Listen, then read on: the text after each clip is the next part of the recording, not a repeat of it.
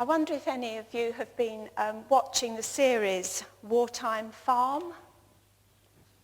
Yes, some of you have. That's great. It was in episode 5, I think, that they mentioned that during the war, the local road signs were either taken away altogether or distances were painted out so that if an enemy invader came, they wouldn't know how far it was to the nearest big city. If anyone did genuinely get lost and ask a local person the way, they were immediately treated with suspicion and deliberately sent off in the wrong direction. In wartime, it was best to have some maps and to know exactly where you were going, because otherwise you were unlikely to arrive at your destination. The warnings Jesus gives to his disciples here is to read the signs of the times correctly. And there are 2 events which Jesus is pointing to. One will be the destruction of the temple, which will happen within the lifetime of many of the disciples. And the second event refers to the end times, when Jesus returns to gather his people to be with him forever. We have the advantage of knowing that the first part of Jesus' prophecy, the destruction of the temple, took place about 40 years after this conversation between Jesus and his disciples. The second part of the prophecy, the end times, when Jesus returns, is the not yet times that we're living in now. We don't know when Jesus will return, and it wasn't in Jesus' mandate to tell the disciples or us when this would happen. If anyone tells you that they've worked out when the end of the world will be, then you may treat them with derision, because God is silent on that. This new temple in Jerusalem was being built by Herod the Great, and it was an architectural wonder.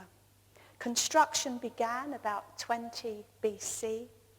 So the conversation Jesus had with his disciples took place around 50 years after building had begun. The temple was in use, but the finishing trades would take another 20 years. If I was Herod, I would have sacked the builders.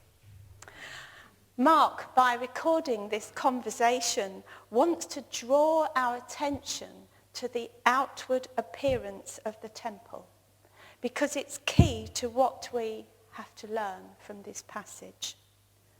The porch and the cloisters were the porch pillars and the cloisters were columns of pure white marble, and they were 40 feet high, and each pillar was made of a single block of stone. It beggars belief how such a structure was built without modern-day machinery. And because the courtyard of the temple was being enlarged to accommodate a huge number of Jews who came to Jerusalem for the festivals, an enormous platform had to be erected outside the temple. It was 200 feet below in the Kidron Valley. The courtyard went out over the Kidron Valley, and there was a retaining wall which was 200 feet high to extend this platform out over the valley. And it's the enormous stones of that retaining wall that you can still see today if you go to the Wailing Wall in Jerusalem. The historian Josephus describes the outward face of the temple as covered all over with plates of gold of great weight. And in the early morning, when the sun came up, these golden plates reflected such splendor that people had to turn their eyes away as if they were looking at the sun. At a distance, the temple was so large and the marble was so white that it looked like a snow-clad mountain. It was one of the greatest architectural masterpieces of ancient times, and it looked as if it would last forever. So we have Jesus and his disciples coming out of the temple. And both Mark and Matthew describe Jesus walking away from this beautiful building without so much as a backward glance. Now, we've all visited beautiful buildings in churches in this country or abroad, perhaps in places such as Florence or Rome. And when we come out of these buildings, what do? We stop and we gaze and we look around and we look and see how amazing it all is, and we take our photographs. Well, they couldn't take their photographs, of course. But people in ancient times had wonderful photographic memories, and they used to look around and then they would go home and describe exactly what they had seen to people in their villages and towns. Jesus wasn't behaving like any other visitor to Jerusalem. No wonder the disciples chased after him. They probably wanted to spend some time sightseeing a bit themselves, and Jesus wasn't giving them that time. He was simply striding away. They caught up with him and they tried to draw his attention back to the temple. They said, "Look, teacher, what massive stones, what a magnificent building." And Jesus' reply must have shocked them. "Do you see all these great buildings?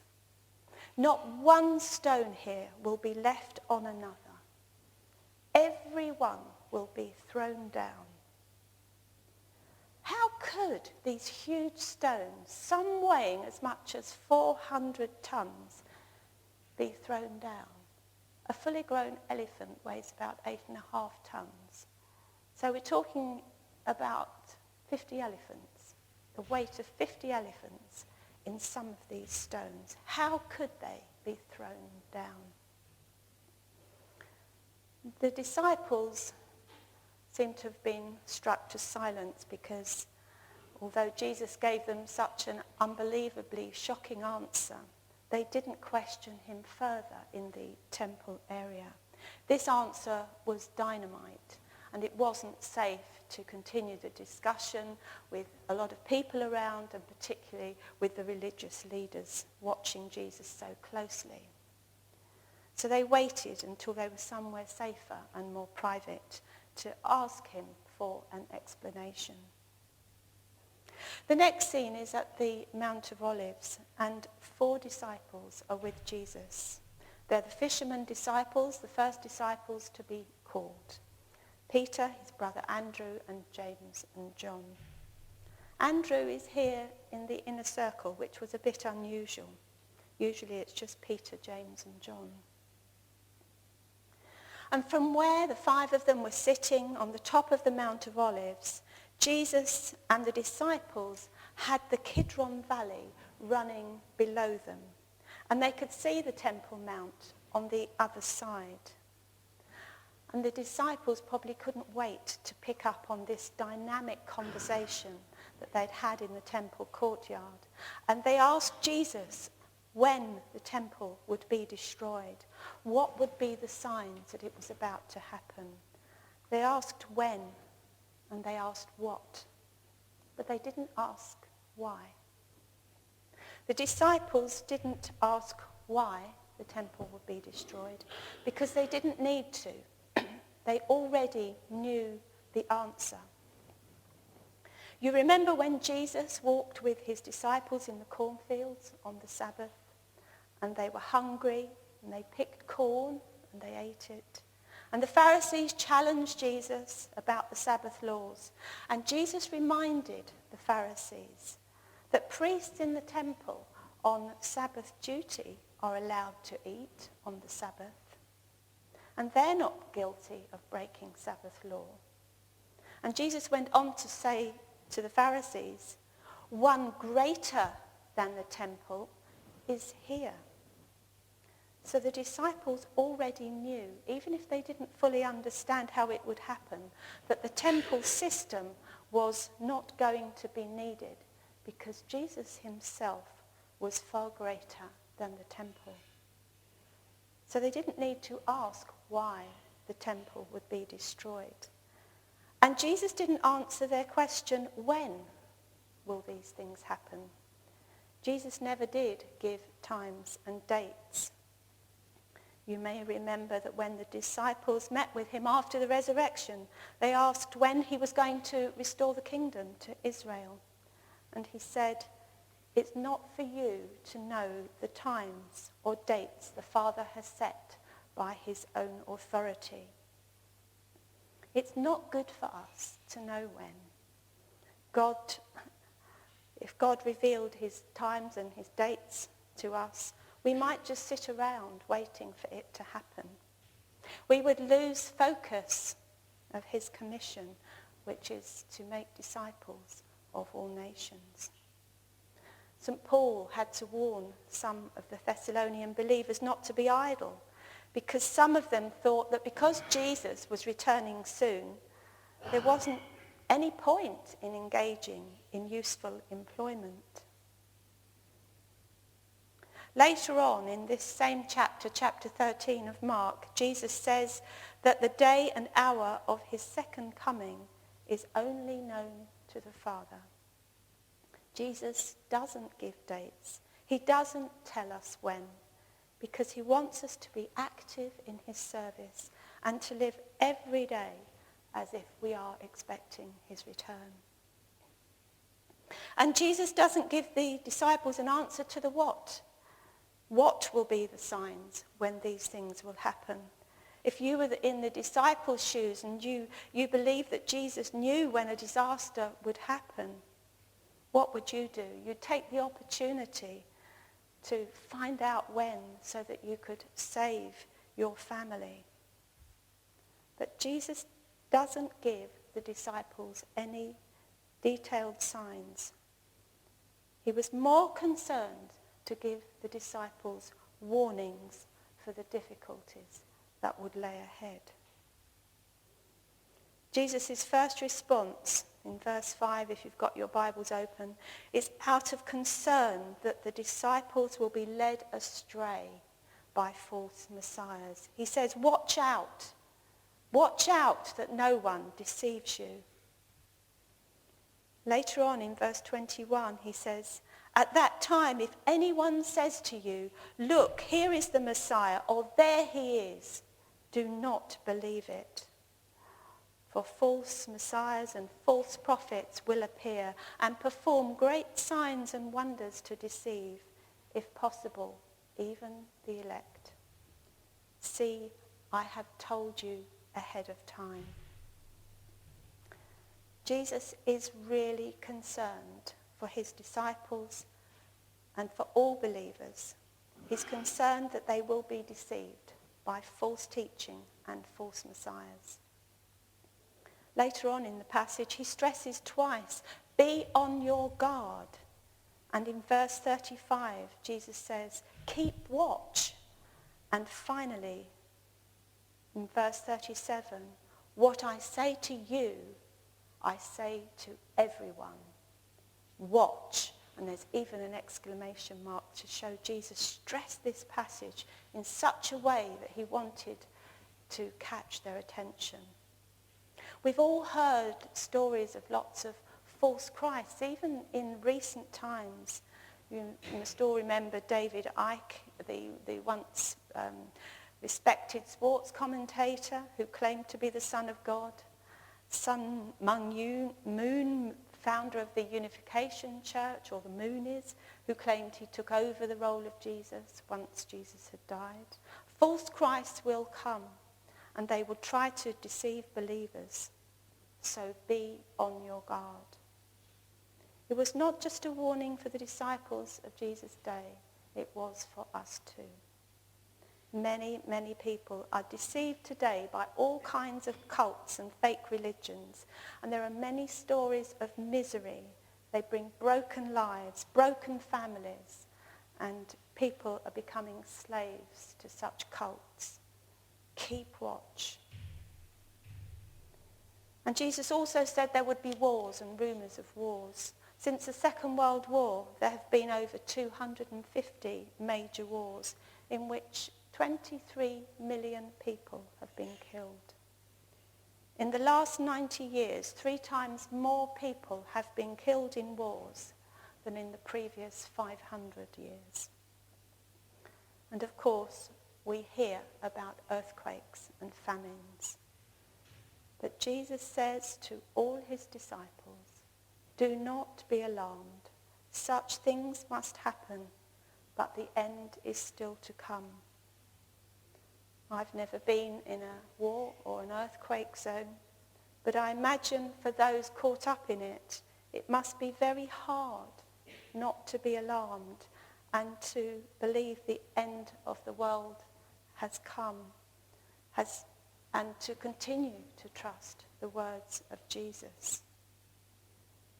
We have to remember that when Mark wrote his gospel in around 65 AD, the destruction of the temple and Jerusalem had not yet happened. We have the benefit now of knowing that Jesus' prophecy about the destruction of the temple took place in 70 AD, just about 4 years after the completion of that amazing temple. The Romans tried to starve the inhabitants of Jerusalem out during a terrible siege.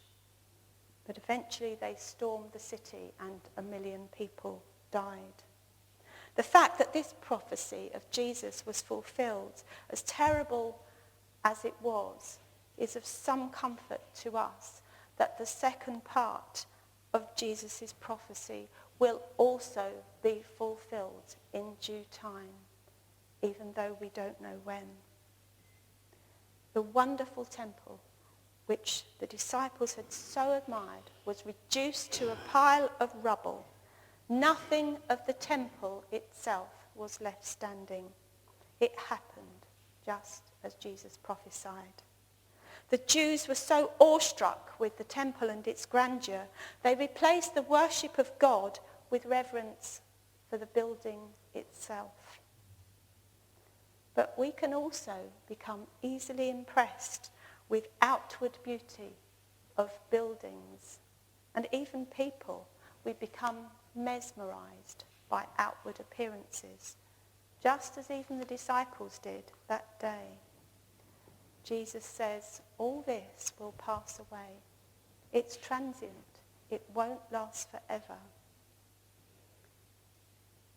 Later on in the same chapter, Mark 13, verse 30, Jesus says, heaven and earth will pass away, but my words will never pass away. When Jesus visited the temple that day, it was for the last time. He walked away and he didn't look back. There was no need for him to stand and stare at its grandeur, because he himself would shortly replace the temple by giving up his life for all men on the cross. We mustn't stand gazing at the building either. And we mustn't hold up ritual and ceremony as more important than God himself. Splendid buildings and ceremonies which reflect and draw us closer to our perfect God are fine, but only when Jesus is worshipped in spirit and in truth. This is always a tough passage to reflect on, but we're now, as Tom just said, coming to the end of the church year. In 2 weeks we celebrate Advent, the arrival of Jesus on earth. So today is a fitting reminder, as the church year draws to a close, that the warnings and the hope that Jesus gave his disciples that day in Jerusalem about what to look for before he returns, that's still in place, because he has not yet returned. We must live every day for him, but every day we must also expect his return by watching for the signs. Jesus is concerned that we reach our heavenly destination safely. There will be false Christs, People who turn the signposts round deliberately to try to send us off on the wrong road. But we must be on our guard. We must make good use of our map, the Bible, his word. We need to be really familiar with it, not just give the map a glance occasionally. If we stay alert, if we use our map correctly, then we will know exactly how to read the signs which herald Jesus' return. Amen.